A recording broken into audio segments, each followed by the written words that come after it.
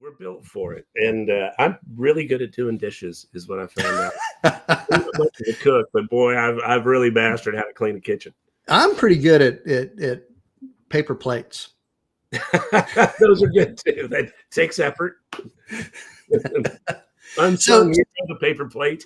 Oh yeah. So, hi everybody, I'm Kevin Briggs. This is The Secret Sauce, which is a subcast of Texas de Peru. For those of you who don't know me, I've been a long time business leader in healthcare and life sciences and technology businesses for a long time. But what I have done on the side, which I really enjoy, is I helped found and helped lead Texas de Peru. What we do at Texas de Peru is we take teams of surgeons down to Peru every summer. We help the poor, give poor folks surgeries who couldn't otherwise get them. We change a lot of lives, help a lot of people, and have a whole lot of fun doing it. And I'll talk a little bit more about that later at the end of this podcast. But in the meantime, it occurred to me as I was trying to offer words of wisdom to my children that I know hundreds of people over the years that are just tremendous folks who have something to say and can provide something insightful.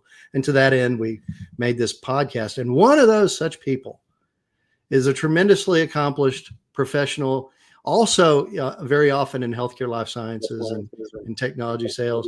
And just a wonderful heck of a human being, a bon vivant and raconteur, Dan Crump. Welcome, Dan. That's the best intro I think I've ever had, man. Especially from such a stellar human being such as yourself. It's great to be here. Thank you, man. Well, thank you for calling me human. I appreciate it. Well, you truly are, and I remember the early days of Texas de Peru when you first started this thing, and when we met, I just couldn't believe somebody I knew was spending so much of their personal time and energy and investing so much of themselves in helping people they've never met. I just was blown away by it. So to see almost 15 years in with this project is incredible, and I'm super honored to be on the show. Thanks, well, that's super kind of you to say that. The secret is I get volunteers to help. Hey, that's key. They do all the work. I make the dinner reservations. And I hear Peru's a pretty beautiful place to visit if you've never been there. I tell you, it's fantastic. Where we are, it's about 9,600 feet in altitude. So it's a lot like Colorado in the summertime. Yeah. And the weather's gorgeous, get down about 39 at night. It's cold, then 75 in the evenings. And the architecture and the history and the culture, it's a once in a lifetime place. And people go put Machu Picchu on the bucket list, and it belongs there for a reason. Yeah, I believe it. Yeah. Love to visit someday. Maybe I can round up Liza and we'll come join you guys next summer. That'd be there. Awesome. You go. And to your point on that, and I don't mean to make this about me or Texas de Peru, but we take volunteers of every stripe. If you can lift a bag that 50 pounds, we can put you to work. And we need people that are good at basically taking care of other people. And people like us that are in professions like ours, we're pretty good at that. We're pretty good. We're built for it. And I'm really good at doing dishes, is what I found out. I'm not much of a cook, but boy, I've really mastered how to clean a kitchen. I'm pretty good at paper plates. Those are good too. That takes effort. Unsung hero of the paper plate. Oh yeah. Of course now the tree lobby is going to get me, but any rate. So, hey, Dan, we've known each other a long time, but for those who've never met you before, can you tell a little bit about yourself?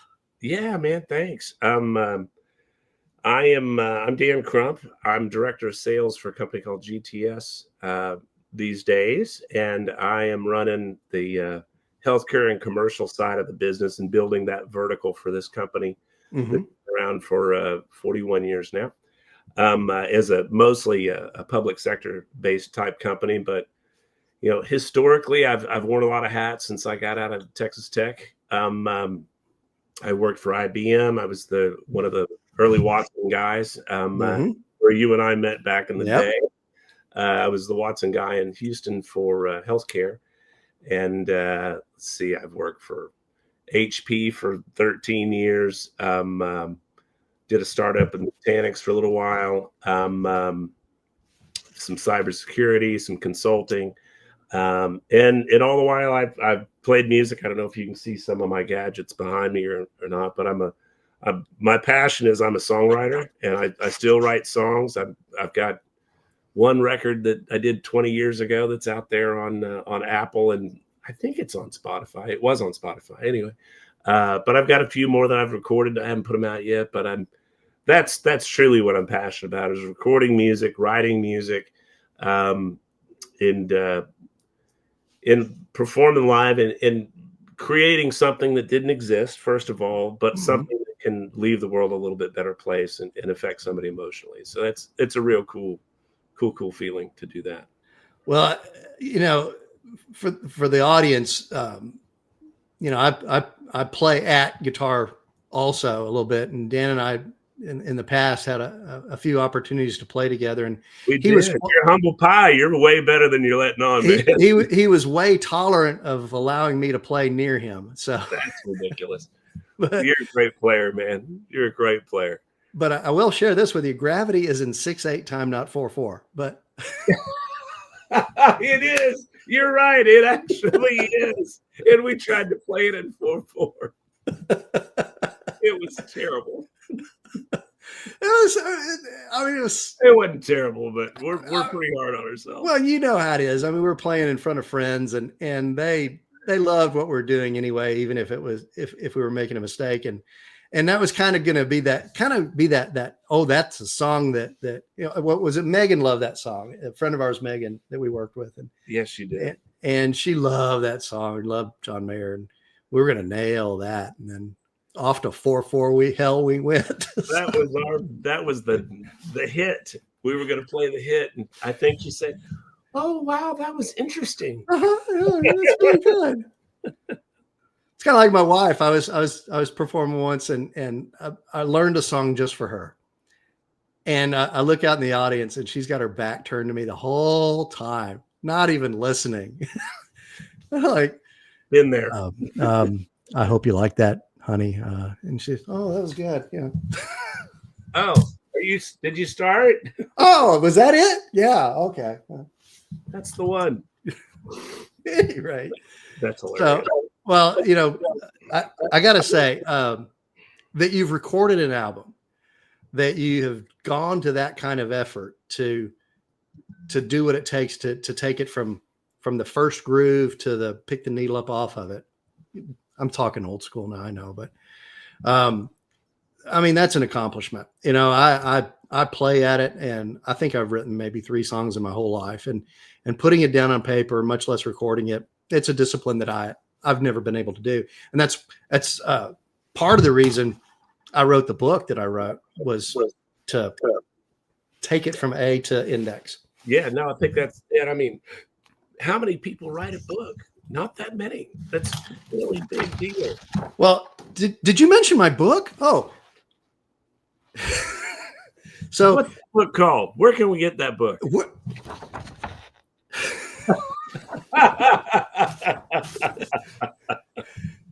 That's awesome. We should put that in a little corner here.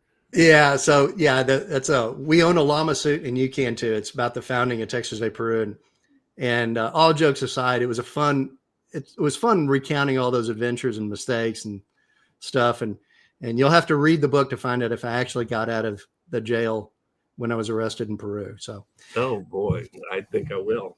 Definitely. Yeah, that was interesting. But any rate, so yeah, I think it's just I've enjoyed your music. It's fun to listen to, and it's really good. And if I know you play around towns occasionally, if anybody ever gets a chance to go here, it's a fun thing to watch. Dan's a natural entertainer. Well, thank you, man. I appreciate that. I don't get to play nearly as much as I want to, but it's great. I've gotten invited to play some really cool places this year. I played for the first time at the Bluebird Cafe in Nashville. That was great. Oh, wow. And got to play at Lukenbach in June. Very cool.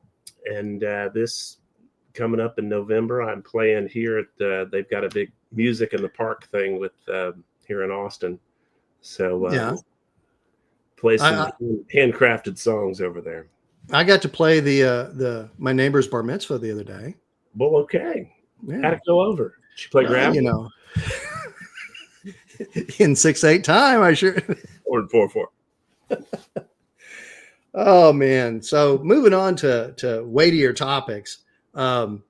And the name of the show specifically. Here's the big question. Like I was saying before, um, I was trying to get wise counsel for my sons as they begin their careers, and I've been asking folks like you and friends, and meeting folks I haven't known yet, and it's been a whole lot of fun. But Dan, what's your secret sauce? What are some of the best practices that you return to over and over again? Oh man, that's a really good question. And this is, I don't know how secret this is, but it's, don't be a jerk. Well, the secret, yeah, it's not a secret. Not really a secret. We'll say it makes for a great logo. So it's it does.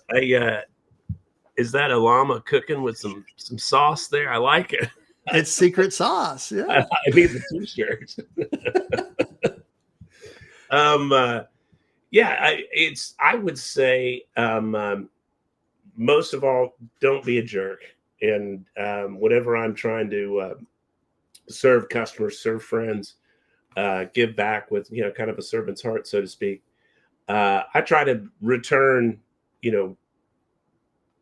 3x whatever I receive.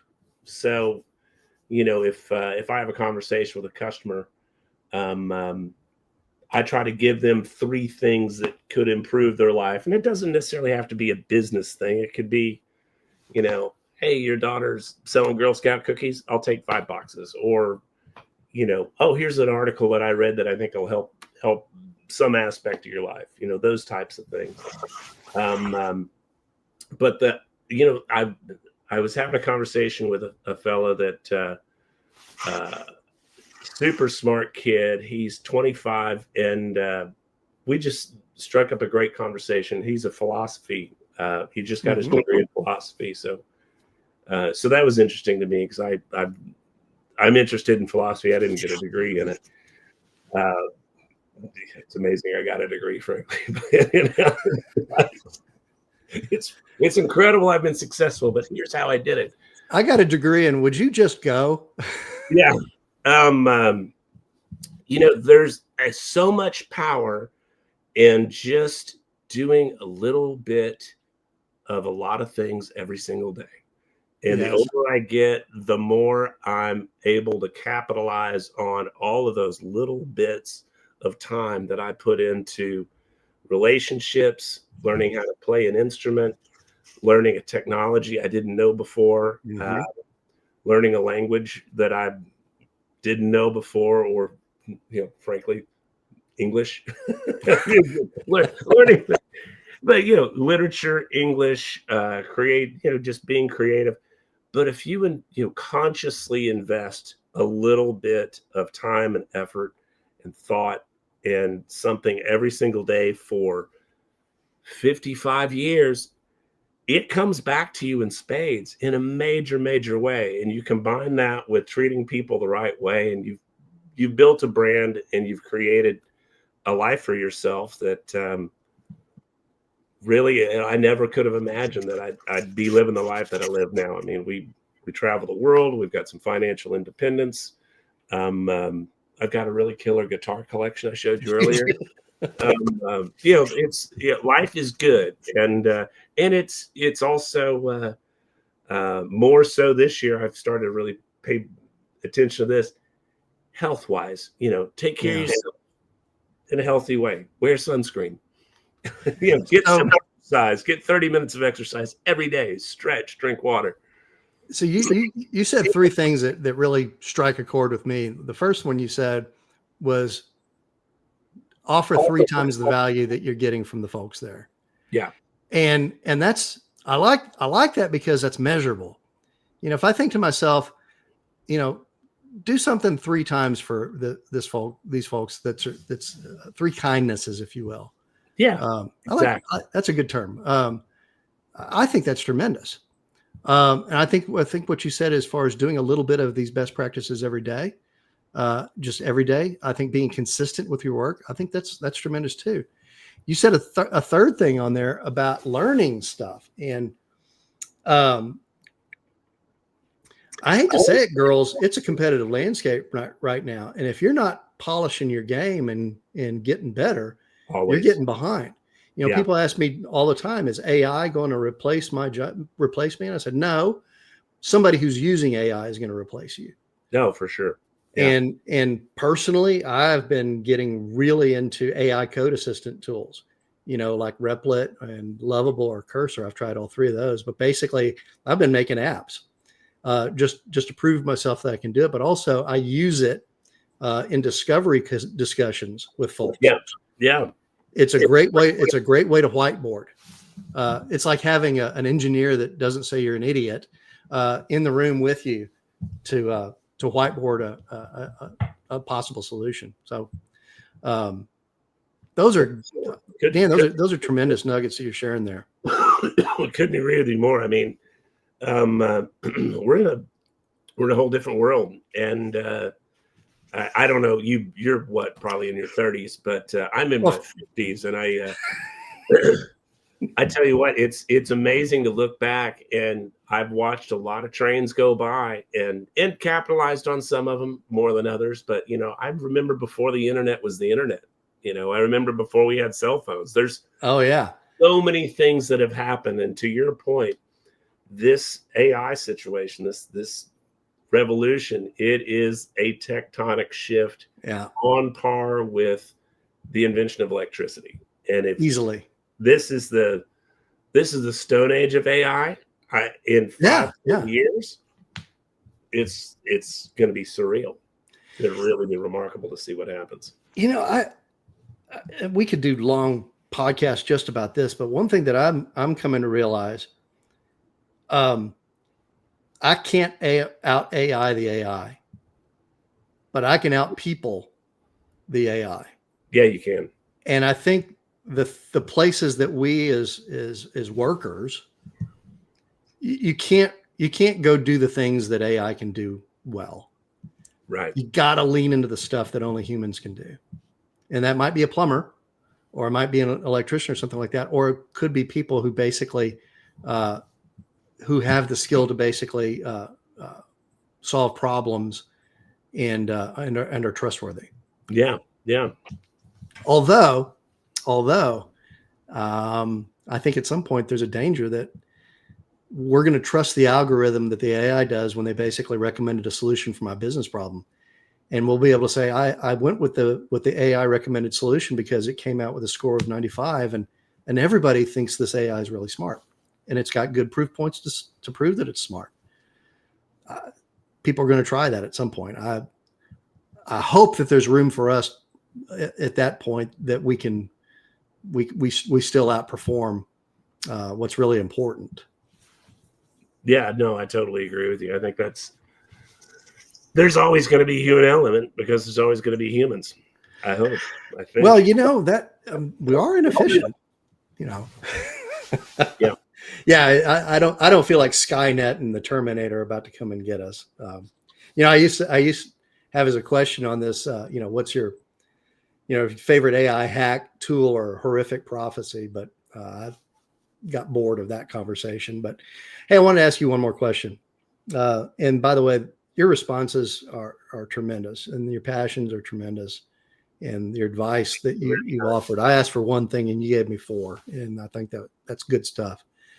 Is there something I'm leaving off the table? Is there something that I should be asking you that you think is kind of important to include? Yeah, you know, you made me think of something earlier before we hit the record button on this. We're in such a pivotal time in the world, and the country feels very divided. I think there's no argument that we are divided. But I think we all need to be asking ourselves, you know, what can we do to improve life for somebody else and improve the world and do to be more like Kevin Briggs, you know, to create something that's super meaningful and gives back to people you don't necessarily know that well. And to pile on to that a little more, you know, I think we all need to raise our antenna and be aware of what's actually happening in the world, and have a point of view, have a healthy, well thought out point of view, that takes in other people's point of view, and help synthesize something that's considerate of our fellow human. Because Yeah. we're Yeah.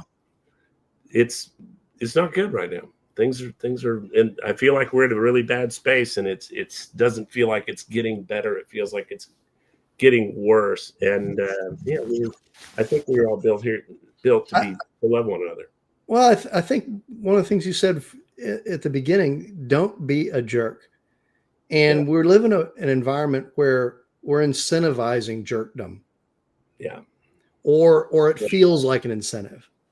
It feels good. I'm anonymous, so I can throw my horrible things at this oh person, yeah, and they can't hit me back, yeah. which I think is awfully cowardly. It's kind of like maybe the cure for road rage is that we all drive convertibles, and we have to stop every couple miles or so. Are You you know, gonna are you gonna give that gesture of support? The one know which one we're talking about. If you have to deal with this person directly in the next 100 feet. you nailed something, and I'm going to share a life hack with whoever watches this. If you're ever trying to get into the left lane, especially in Houston, and you have your window up and your signal on, and somebody's not letting you in, roll your window down. I bet $1 they'll drop back and you can slide in. And Yeah. it's to what because it's become personal. You've Yeah. opened your window. They also may think you're going to brandish a weapon. But you lean out and you make it personal, they're going to go, okay. And that's what we have to do. We have to make everything personal, because you nailed it. People are hiding behind Instagram and Facebook and all of the socials and stuff and blogs, and slinging terrible things at one another. And I'm pretty sure we're not supposed to do that. I mean, I, it's just not a positive way to live our lives and move forward. It's terrible. it doesn't seem that's not what I was taught in kindergarten, but Yeah. what do I know? But they're just something about remembering that we're both human beings. And even if it's not a conscious thought, just basically by virtue of rolling down your window, I think that's excellent. Yeah. Yeah, that shows you there's a human being in there, not just some idiot who doesn't know how to look in his blind spot. Hey, can I throw you a curveball? Curve that ball.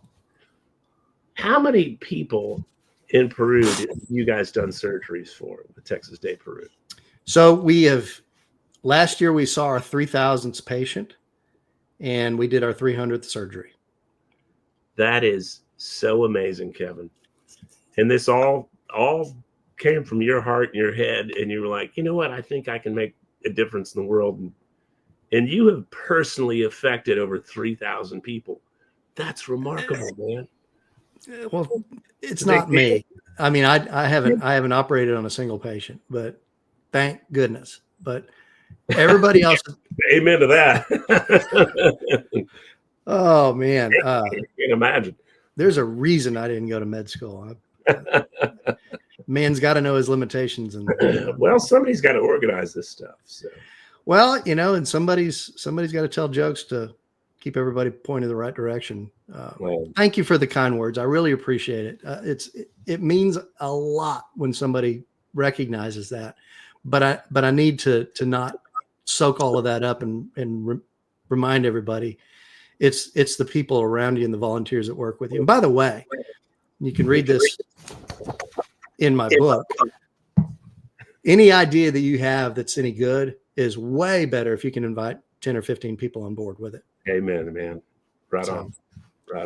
And you can get that and other tidbits by going to this site here. So Dan, man, this has been so awesome to get together, and I really appreciate you doing this. And you're exactly the kind of guy that I wanted to have share their insights with my sons and other folks as well. This is exactly the sort of thing I want. So for those of you who, as we say goodbye, those of you interested in Texas de Peru and volunteering, I tell you, We take doctors, nurses. We even take lawyers, and we take bakers and whatever. If you can lift a bag and you have a heart for helping folks, this is a good way to do it. And by the way, even if you don't help at Texas de Peru, help somebody else. When you exercise that muscle just a little bit, you realize that A, you feel good about it, and B, you start realizing that you're capable of it. And I don't want to berate the topic, but basically there's the old starfish story, and all the starfish wash up on the shore, and the guy starts throwing them back in the kid starts throwing them back in the sea, and somebody says, "You can't throw them all back." I said, "No, but I can throw this one back." So, again, if you're interested in Texas de Peru, follow this QR code. If you're interested in me coming and speaking at one of your events, I'm happy to do that. Texas de Peru is a whole lot of fun to talk about. And Dan, if anybody ever wants to get a hold of you, or if you publish where and when you play, Crump.com, yeah. Well, I'll stick that in the comments. Anyway, Dan, thank you again. This has been a blast. Kevin, it's been an absolute honor. Really appreciate it. Thank you for asking, man. It's great to hang out and see you again. It's been too long. I know. We need to remedy that. Yeah, we do. All right. We'll see you soon. Song a little more. Bye-bye. Just as an aside on age, I ran into a guy at a convenience store the other day, and he was blind, and he had a walking cane, not a blind man's cane, just a walking cane. And he asked if I could help him, and he needed me to drag him around the store. Yeah. He wanted to get some beer, some cigarettes, and some cinnamon chewing gum. And the staples of life. Yeah. The three food groups. But and I asked, and he said, he got to talking to me. He said, "Yeah, I got cataracts, I got glaucoma, I got congestive heart failure and diabetes, and obviously I'm a little heavy, and I'm having trouble walking, and I got swelling ankles and all that stuff." And he said, "Man, it's hell being 55." Yeah, you're right, boss. You're drinking beer and smoking cigarettes. No lie. Good Lord.